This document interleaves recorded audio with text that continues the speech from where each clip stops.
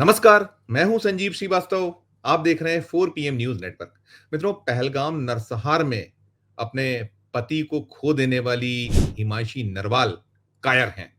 और न केवल हिमांशी नरवाल कायर हैं, बल्कि वहां जिन्होंने भी अपनों को खोया, वो सारे के सारे लोग कायर हैं। ये मैं नहीं कह रहा हूं, ये हम 4 PM नहीं कह रहे हैं, ना हमारी ये भाषा है। ये कहा है, जो भाव है, वो है भारतीय जनता पार्टी के एक सांसद का, एक जिम्मेदार सांसद। वो कहीं यह कह रहे हैं कि यदि वहां कायरता नहीं दिखाते ये जो पर्यटक थे, तो 26 पर्यटक नहीं मारे जाते। ये जो कहा है, ये हरियाणा भारतीय जनता पार्टी के एक सांसद ने कहा है। राज्यसभा में वे बीजेपी का प्रतिनिधित्व करते हैं और उनका नाम है रामचंद्र जांगड़ा। कल्पना कीजिए, ऐसा लग रहा है कि भारतीय जनता पार्टी के नेताओं के बीच स्पर्धा हो रही है कि ये जो पूरा का पूरा कांड हुआ, जो नरसंहार हुआ पहलगाम का, और पहलगाम नरसंहार के बाद ऑपरेशन सिंदूर, सीज फायर, तमाम चीजें हो चुकी हैं, और एक के बाद एक बीजेपी के जिम्मेदार नेता ऐसे ऐसे घटिया बयान दे रहे हैं, ऐसी ऐसी बातें कह रही हैं कि सिर शर्म से झुक जा रहा है। मध्य प्रदेश के जो सरकार में एक वरिष्ठ मंत्री विजय शाह के बयान से तो देश भिज्ञ है। उनके बयान पर जो है एसआईटी बैठी हुई है। 28 मई को ये मध्य प्रदेश की जो पुलिस है, उसे वहां एक स्टेटस रिपोर्ट देनी है और उनके भविष्य का फैसला लटका हुआ है। माफी मांगते फिर रहे हैं वो। उन्होंने कहा था, जो कर्नल सोफिया कुरैशी, ये जो भारत और पाकिस्तान के बीच जो संघर्ष हुआ, उसका जो चेहरा बनी थी, उन्हें संकेतों में आतंकवादी बता दिया था, आतंकवादियों की बहन कहा था। वो बयान बड़ा चर्चित रहा था, उनका वीडियो है पूरा का पूरा। उस पे फजीयत हो रही है भारतीय जनता पार्टी की, उनके आकाओं की, और विजय शाह भागे भागे फिर रहे हैं, छुपे छुपे फिर रहे हैं। उनके खिलाफ मध्य प्रदेश हाईकोर्ट ने एक मुकदमा कायम कराया हुआ है गंभीर धाराओं में कि देश की एकता अखंडता को खतरा पहुंचाया, संप्रभुता को खतरा पहुंचाया, और कहीं ना कहीं जो धार्मिक भावनाओं को भड़काने का प्रयास किया, एक वैमनस्यता पैदा करने की कोशिश की, उनके खिलाफ मुकदमा कायम है। और इन सब धाराओं में गंभीर सजा है, कई सालों की सजा हो सकती है, और उम्र कैद तक का प्रावधान है। जिस धाराओं में मुकदमा कायम किया, बचते फिर रहे हैं। सुप्रीम कोर्ट ने फिलहाल उनकी जो गिरफ्तारी, उस पर रोक लगाई हुई है। 28 को उनके भाग्य का फैसला होगा। उसके बाद मध्य प्रदेश के ही डिप्टी सीएम जगदीश देवड़ा का बयान आया था। उन्होंने कह दिया था कि सेना तो प्रधानमंत्री जी के चरणों में नतमस्तक है। उस पर भी काफी बवाल हुआ। बीजेपी बचाने में लगी है, उनके नेता इन सबको बचाने में लगे। तमाम बयान आ रहे हैं, एक के बाद एक घटिया बयान आया। आज जो शनिवार का दिन है, आपसे कुछ देर पहले जो ये रामचंद्र जांगड़ा है, इनकी उम्र है 69 साल, और ये राज्यसभा के सदस्य हैं। 2020 में बीजेपी इन्हें राज्यसभा ले गई। इनका कार्यकाल 2026 तक है, अगले बरस तक है। और ये गोहाना से 2014 में लोकसभा का चुनाव लड़े थे और हार गए थे। ये भाषा, ये बोले, अब वो क्या कह रहे हैं आप उन्हें सुनिएगा तो आप शर्म से सिर झुका लेंगे। मैं उनका बयान ही सुनाता हूं, सुनिए उनके बयान को। वहां पर जो हमारी वीरांगनाएं बहन थी, जिनकी मांग का सिंदूर छीन लिया गया, वीरांगना का भाव नहीं था, जोश नहीं था, जज्बा नहीं था, दिल नहीं था, इसलिए हाथ जोड़ के गोली का शिकार हुआ। लेकिन हाथ जोड़ने से कोई छोड़ता नहीं। हमारे आदमी वहां पर हाथ जोड़ के मारे गए। जो व्यक्ति सुन लिया आपने, ये जो बयान था, मैंने बताया कि हरियाणा से बीजेपी के राज्यसभा सांसद रामचंद्र जांगड़ा जी हैं, जिन्होंने इतना घटिया और विवादित बयान दिया है। वो कह रहे हैं कि जो सुहाग जिन्होंने खोया, उन महिलाओं में वीरांगना का भाव व जोश नहीं था, इसलिए 26 लोग गोली का शिकार बने।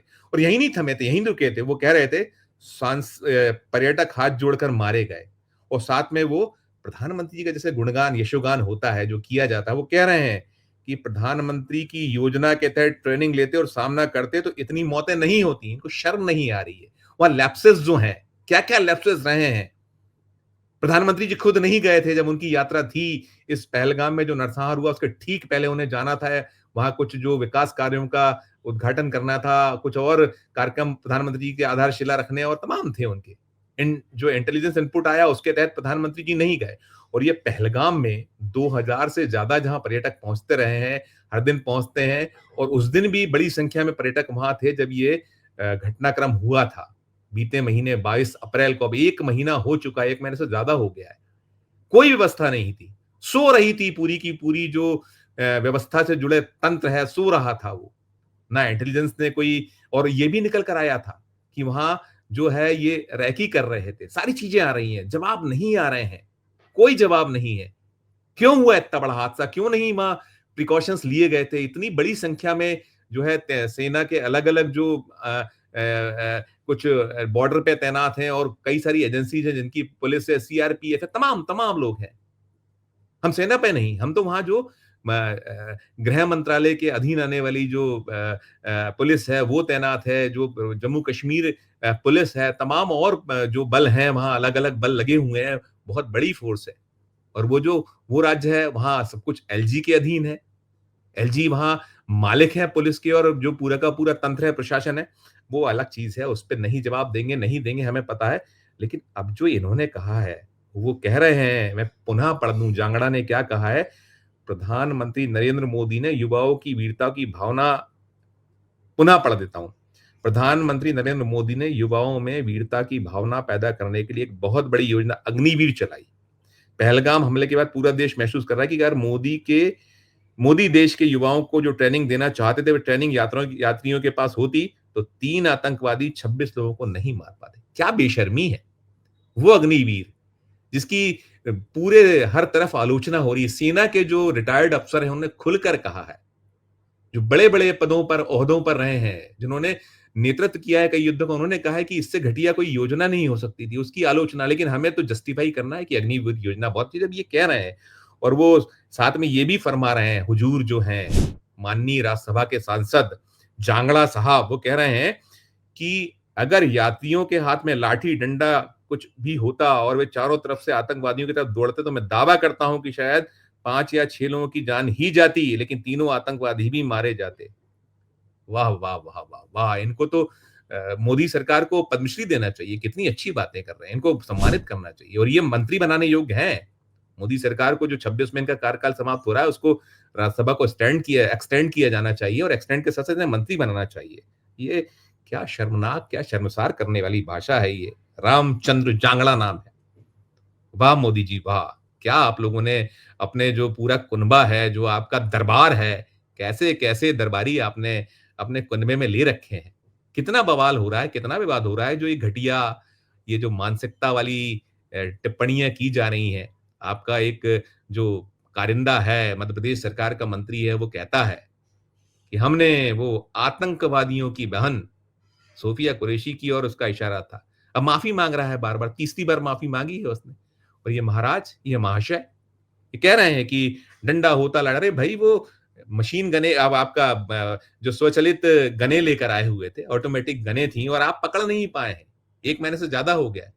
ऐसे छुपाएँगे अपने कर्म को, कुकर्म को, अपनी विफलता को। आप ये कहेंगे कि वो जो जिन्होंने अपने सुहाग को खो दिया, वो हिमांशी नरवाल, कैसे वो तड़फ रही थी, वो गुजरात की बहन एक, जिन्होंने अपने पति को खोया। उन्होंने पूछे थे सवाल, वो वहाँ पहुँचे थे जो केंद्रीय मंत्री साहब, बीजेपी के लोग, कि हुज़ूर आपके लिए तो जो हमारी पैसे से, हमारा जो पूरा का पूरा टैक्स का पैसा, उससे बड़ी-बड़ी व्यवस्थाएँ होती हैं। हर आपकी चाक-चौबंद व्यवस्थाएँ होती हैं आपकी सुरक्षा की, और हम लोगों को मरने के लिए छोड़ दिया था। नहीं आया था उनका जवाब। और गजब है, अजब है भई, ये जो मोदी का कुनबा है, इसके जो रत्न हैं, 9 रत्न, 10 रत्न, कितने रत्न हैं इनके, ऐसे-ऐसे रत्न। विजय शाह, जगदीश देवड़ा, और फिर जगदीश देवड़ा के बाद ये साहब आ गए, जो नाम है इनका रामचंद्र जांगड़ा। अजब, गजब! सैल्यूट है मोदी जी आपको, आपके ऐसे जो लोग हैं, गजब की ये इनकी जो दलीलें हैं, घटिया दलीलें, घटिया सोच। दर्शकों, आपकी अपनी क्या राय है? आप भी इस मसले पर टिप्पणी कीजिएगा। ये कह रहे हैं कि अग्निवीर योजना से अगर ये उसमें शामिल हो जाते, तो नहीं ये इनका इस तरीके से मौतें होती, 6 ही लोग मरते, 5-6 लोग मरते, और तीनों आतंकवादी, चारों आतंकवादी मारे जाते हैं। अब देश से जो पुलिस है और बाकी जो व्यवस्थाएं, सब हटा लेनी चाहिए। सबको अग्निवीर योजना के तहत आप शिक्षा दीक्षा दे दीजिए, और फिर उसके बाद जय राम जी की नमस्ते मोदी साहब ने कर लेना चाहिए। अपने हाथों अपनी सुरक्षा कीजिए। वाह वाह वाह! और ये शर्म ही नहीं है इन लोगों को। कोई किसी की अकाउंटेबिलिटी नहीं है। जिसके मन में जो आए वो बोलो, और उठाओ जवान लगा दो तालू से। कीजिएगा टिप्पणी, पुनः मैं कहता हूँ, और अच्छी लगे खबर तो चैनल को लाइक कीजिएगा, सब्सक्राइब कीजिएगा, ज्वाइन का बटन दबाइएगा तो हमारी हौसला अफ़ज़ाई होगी। प्यार और स्नेह बना रखिए और देखते रहिए 4 पीएम न्यूज़ नेटवर्क। धन्यवाद, नमस्कार।